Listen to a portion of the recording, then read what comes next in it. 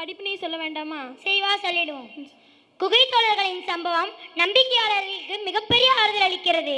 அவர்கள் தங்கள் ஈமானிற்காக துன்புறுத்தப்படும் போது அல்லாஹ் அவர்களை பாதுகாக்கிறான் என்பதை நினைவூட்டுகிறது. குகை தோழர்களின் சம்பவம் இளைஞர்கள் தங்களின் நம்பிக்கைக்காக துணிச்சலாக நிற்க வேண்டிய முக்கிய காரணத்தை காட்டுகிறது.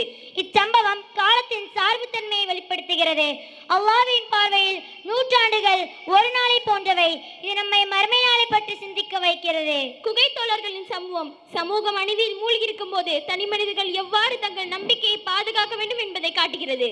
சில நேரங்களில் நம் நம்பிக்கையை பாதுகாக்க நாம் நம் சமூகத்திலிருந்து விலகி இருக்க வேண்டியிருக்கலாம். ஆனால் அல்லாஹ் எப்போதும் நம்முடன் இருக்கிறான் என்பதை குகை தோழர்களின் சம்பவம் நமக்கு எடுத்துக்காட்டுகிறது. குகை தோழர்களின் சம்பவம் அல்லாஹ்வின் அதிகாரத்தையும் அவனது படைப்புகள் மீதான கட்டுப்பாட்டையும் காட்டுகிறது. அவன் விரும்பினால் காலத்தையும் இயற்கையின் அமைப்புகளையும் மாற்றி அமைக்க முடியும். உண்மையான நம்பிக்கையாளர்கள் எப்போதும் அல்லாஹ்வின் பார்வையில் இருக்கிறார்கள், அவர்கள் தூங்கும் போதும் கூட என்பதை குகை தோழர்களின் சம்பவம் நமக்கு கற்பிக்கிறது. அஸ்ஸலாமு அலைக்கும் வரஹ்மத்துல்லாஹி வபரகாத்துஹு.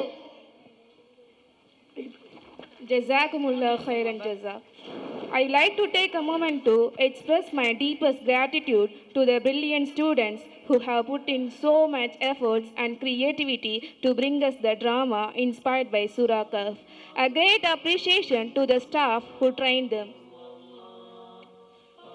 அடுத்ததாக அறிவு அருள் ஆசை அச்சம் அன்பு இரக்கம் வெகுளி நாணம் நிறை அழுக்காறு எளிமை நினைவு துணிவு இன்பம் துன்பம் இது போன்ற பல குணங்களையும் நிலைகளையும் பெற்றவன்தான் மனிதன்.